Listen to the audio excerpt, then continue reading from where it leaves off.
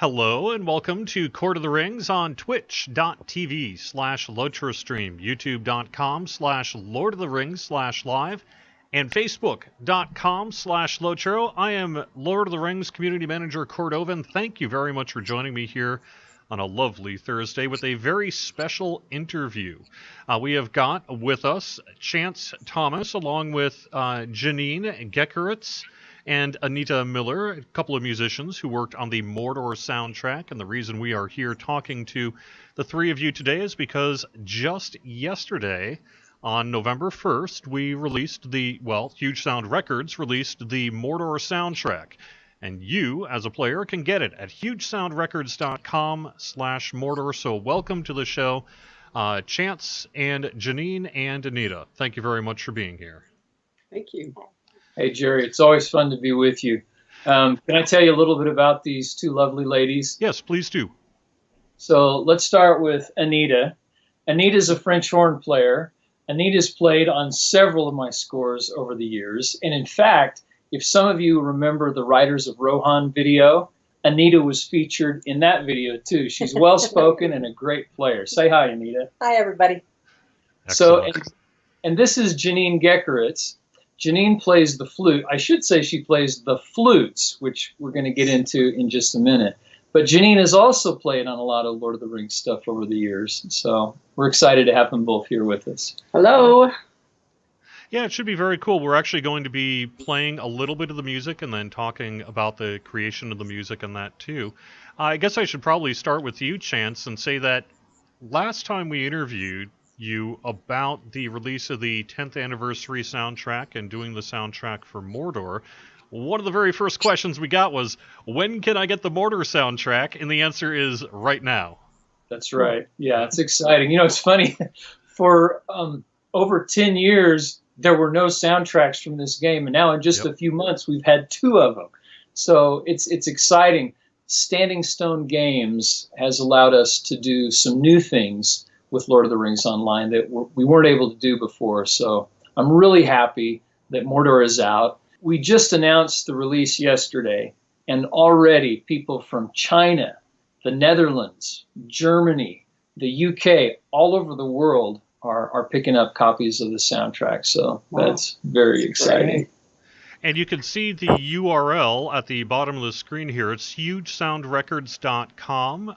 If you want to go directly to it, it's hugesoundrecords.com/Mordor.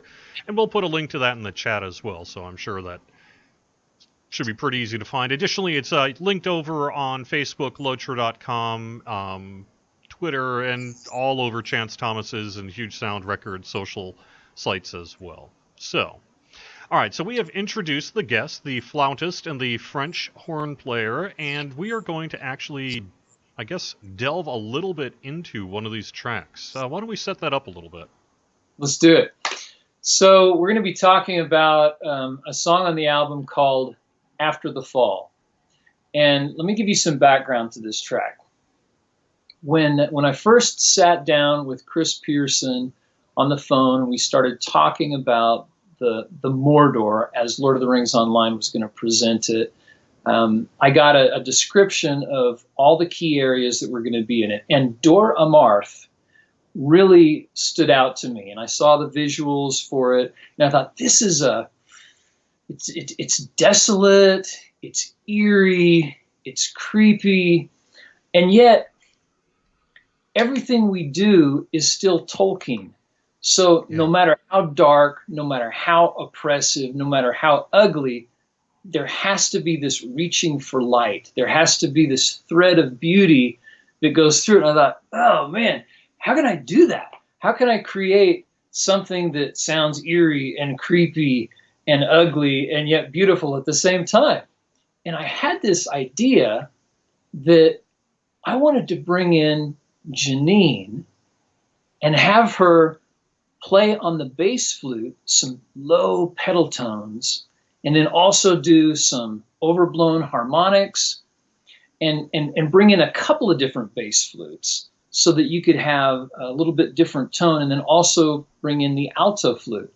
So with that intro, let's segue and we'll let Janine tell you a little bit about that recording session. Sounds good. Thank you very much, Janine, for joining me. I play the flute myself, not professionally, but I do play myself, and I have actually played an alto flute and a bass flute. And I recall that playing the bass flute in particular was really difficult because it involved a lot more breath. Your lung power, frankly, has to be stronger than on a traditional, say, transverse C flute. That is right. The larger the instrument, the more air power it takes. And I don't particularly play the bass flute as often as I do the alto and certainly the C flute. And generally, when I come into a recording session, there's a music stand with music on it. There was a music stand, but there was no music. Nothing. Nothing. And Just so the concept. Chance just said, okay, start doing some low notes and some overblown and some creepy sounds. And so I had these flutes on my lap. Oh, cool. And This I one? just, it's okay. I just started making some low sounds. This is the bass flute she's playing right now.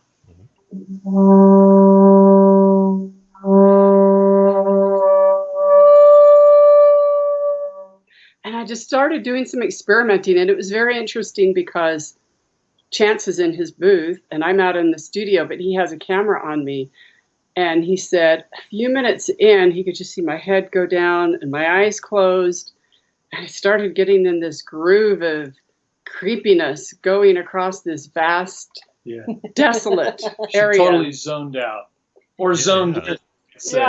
Yeah. And so we started experimenting with some different sounds. Chance would have me record and then silence, record, silence, so that he was able to take two bass flute lines, an alto flute line,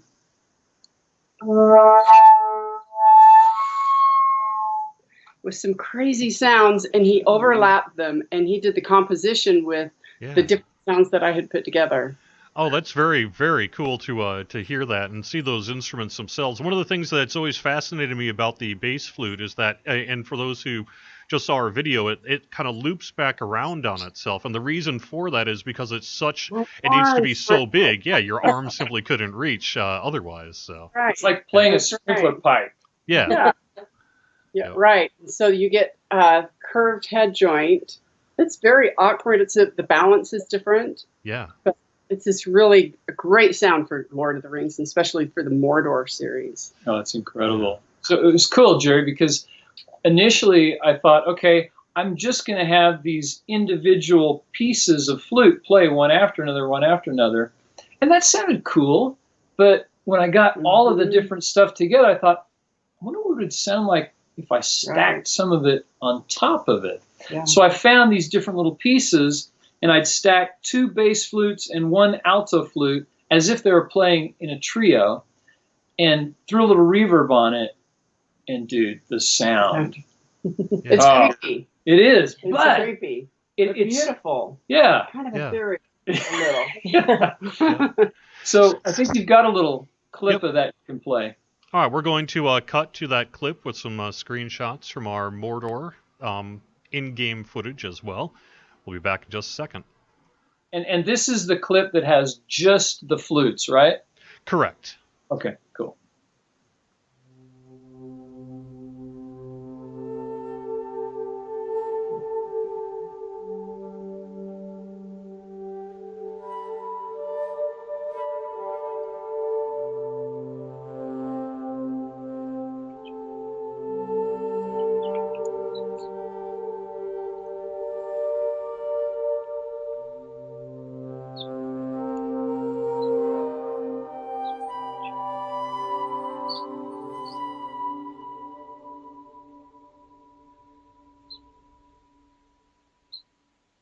It was really cool. We got that background, and then I wrote the piece of music to that backdrop, which, you know, tended to suggest a certain melody, and started the melody with the low strings. That was cool, but then I wanted to take it to a little bit darker place, and that's where Anita comes in. Anita and all of her friends. We had a 6-piece horn section. And Anita's played on several of these scores. And why don't you talk a little bit about the French horn and some of the experiences that you've had with Lord of the Rings and what we did for this particular piece? Well, we love playing for Chance because he writes great horn lines. And He didn't write my line, though. I know. That's because you're not a horn player. Because you can actually think of these wonderful things, but to get 6 horn players to improvise on the spot and be on the same wavelength. Oh, that I got to try. 6 horn players improvising simultaneously. It's crazy enough. It just might work. But what was great is like all the players in his section are amazing.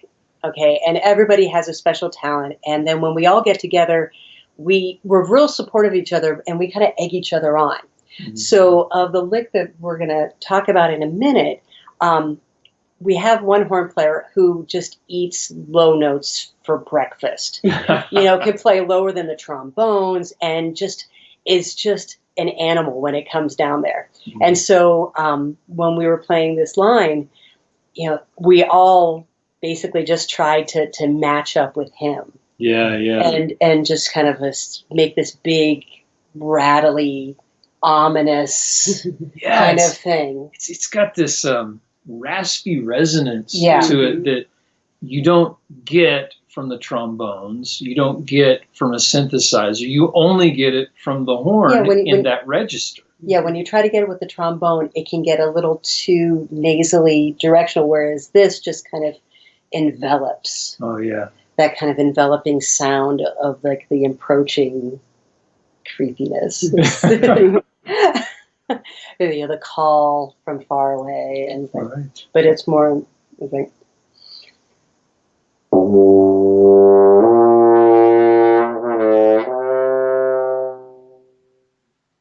right now. Do it with a little bit edge on that second note. I know sitting for like 20 minutes and then playing is not the best, but understood.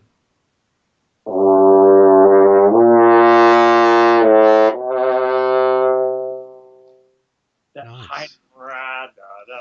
Yeah, I see what you're saying, because you often think of the French horn as a very pure sounding horn, and as opposed to say a trumpet or a trombone, which you can often kind of with your embouchure sort of get a more dissonant sound, but you've really been able to accomplish a very dark sound out of that French horn there, and it sounds almost in some ways like a war horn, that what you might see in Mordor.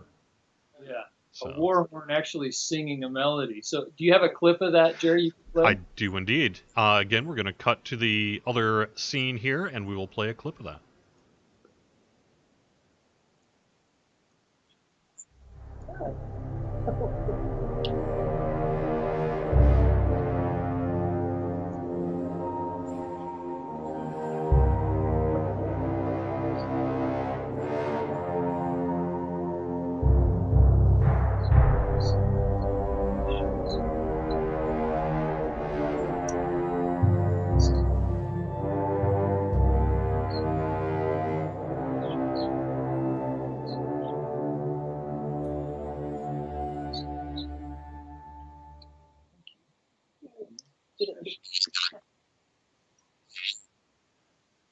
So, Jerry, do you have any follow-up questions at all for either Anita or Janine? I guess I myself am an amateur musician as opposed to a professional one, and being able to work on a game soundtrack must be very, very cool, because not only do you get to do scoring and all that sort of thing, but you get to sort of bring a digital world to life like that, as opposed to a concert, which you are certainly playing a lot of music, but it's not necessarily set to something. So that's got to be kind of interesting to sort of see the way that it gets in game and how it blends with the rest of the emotions that the digital world brings to really enhance the music and thus enhance the game. It's very symbiotic in that way. And what's interesting too is like we play a lot of concerts, and when I talk to a lot of people, sometimes when you talk about a symphony or talk about this, they don't they've never heard it. They don't know what it is. But when I found that like, oh, we were playing on the Lord of the Rings soundtrack, they're like, I love that game. Wow. It's Right. so I have a niece who I was okay until she found out I played on this soundtrack. Now I'm like the coolest auntie ever. But it's actually been a great way to kind of relate people that aren't that familiar with classical music into introducing them into some wonderful music that happens to be in a video game. Yeah. And then from there, that can expand their world to so much other types of music that it's just really great to listen to. Right. And it's really great to see happen. It's like the video games live concert tour, you know, gets kids into the concert hall, they hear the symphony, and maybe they want to come back and hear something else. Right. When was the last time they watched a symphony? Or listened to a symphony? Yeah. Well, that's excellent. Thank you so much, Anita and Janine, for joining us today. I really do appreciate it. Are we going to play a full song? Yeah, let's let them hear the whole tune now, this track, After the Fall, and they can hear how the flutes, the horns, and everything else came together to tell this story of this part of the world after Sauron's fall. Okay, back in a minute.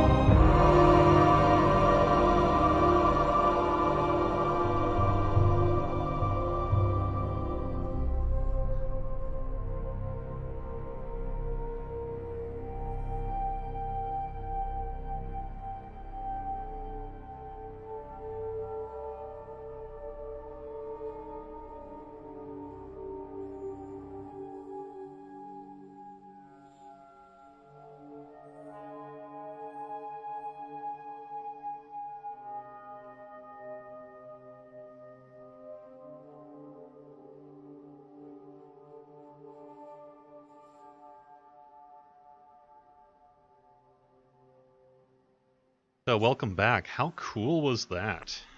Thanks. Very, very nice. After the Fall, one of the songs that's available on the Mordor Soundtrack, which you can get right now at hugesoundrecords.com/Mordor. Additionally, the 10th anniversary soundtrack is still available as well there, Chance, so you can get both of those off of hugesoundrecords.com. Understand, though, we're not just here to talk music. Right. Let's talk about my jacket. That's right. I actually love that jacket. It's very, very cool. Yeah. That's funny. You know, both of the musicians came in dressed in black, and I did have a black jacket on too. But I've also got this fun jacket at the studio that I picked up. It just reminds me of old style video games and music, sort of all wrapped into one. Absolutely. Can you get that flavor from it, right? Oh yeah, absolutely. It's very cool. It's very, very cool. I like it very much. So tell me a little bit about Ever On. This is a new song, a new video. This has surprised everyone who has reviewed the album, or people who've gone through on the website and listened to the little snippets. They get to Ever On and they're like, what the heck? So I want to tell you some background about this song. Of course, Ever On, the title, comes from Tolkien's classic poem, "The road goes ever on and on, down from the door where it began," etc., etc. And years ago, I was driving home from a game developers conference in San Francisco, and it was late at night. I was driving through the middle of California, and that poem was going over and over in my head because I wanted to find a melody that would match it. And I came up with this little melody, da da da da da da da da da, and that has a nice lilt to it, you know, which sort of puts it in the Shire as a place to start. And as I spent the next several days running that melody around in my head and thinking of different arrangement ideas, I had, you know, the sound of a penny whistle come to my mind. I had the sound of a fiddle, some guitar, and all these things have been in my mind for all these years. Yeah. Finally, with the Mordor soundtrack, I wanted to create a credits song. You know, you go to the movie, you watch the movie, and then at the end there's the credits song. Or, you know, you play the game and you pull up the credits and there's the credits song. And I thought, what a better way to end 10 years of being continuously live and start Mordor and the next 10 years with this idea that the road goes ever on and on. So that's the story behind the song. The road goes ever on and on, down from the door where it began. Now far ahead the road has gone, and I must follow if I can. Ever on,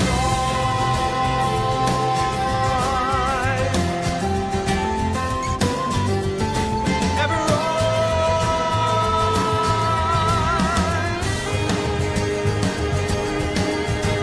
pursuing it with eager feet, till it joins some larger way. Many paths and errands meet, and whither then what can I say? Ever on,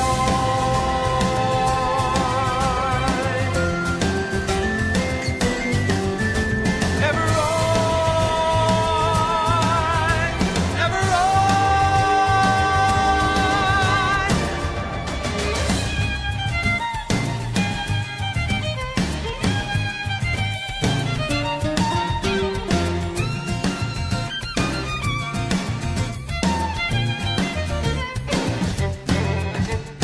Road goes ever on and on, down from the door where it began. Now far ahead the road has gone, and I must follow if I can. Ever on,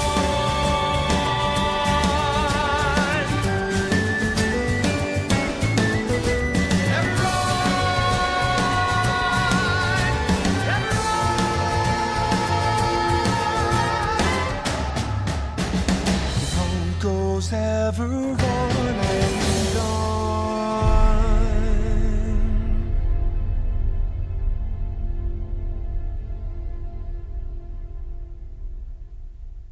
Welcome back. Very, very cool. I understand you have that video also available on your YouTube page. Is that correct? That's right. So I want to tell you a little bit, another background story about this video. Do we have a few minutes left, Jerry? Oh, sure, sure. Awesome. So I auditioned probably a dozen different singers before I found somebody who could convey the story in a way that told the lyrics, but had a little bit of a modern pop sensibility. Man,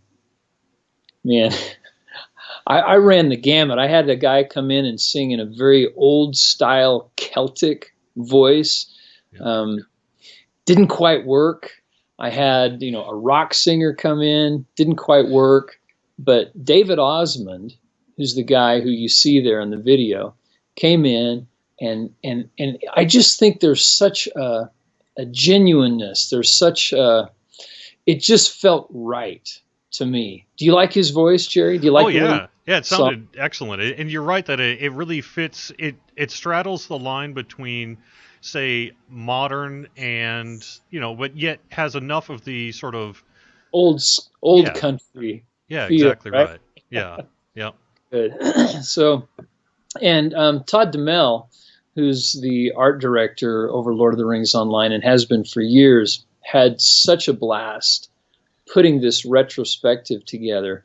He wanted to carry the player through this video from literally, the door, right, Bilbo's door in the Shire, all the way to the Black Gate of Mordor, so that players could see this journey they've been on. And then, of course, the story continues at the end as we get to the Black Gate. I love the video he put together. Yeah, absolutely. All right, well, I think that's just about going to wrap it up for this interview here, but we do want to just remind people again that as of November 1st and moving forward, you can pick up the Mordor Soundtrack in MP3 format from hugesoundrecords.com/Mordor. Again, hugesoundrecords.com/Mordor, and hugesoundrecords.com does also still have the LOTRO 10th anniversary soundtrack as well, if you're interested in that. So, so what does the next couple of months see you doing, if you can talk about any of it? Sure. So, I'm actually starting work on a new score for another video game. It's not a competing video game, so I'll go ahead and talk about it. Defense of the Ancients, otherwise known as Dota 2. Yeah. And we're exploring some new technologies with that, so stay tuned. New technologies in how music is delivered, which could be really interesting.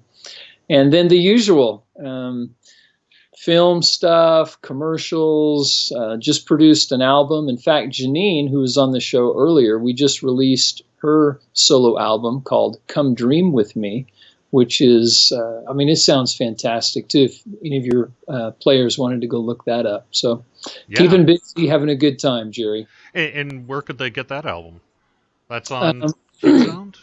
So just like Mordor and LOTRO, you can go to iTunes, you can go to Amazon, you can go to her website. Again, the album is called Come Dream With Me, and it's a great listen. Great. All right. So Mordor Soundtrack, it's out. You can have it right now. Again, hugesoundrecords.com/Mordor. Thank you so much, Chance, for joining us here on Court of the Rings again, and I look forward to hopefully speaking with you again in the relatively near future. It's always a pleasure, Jerry. Bye-bye.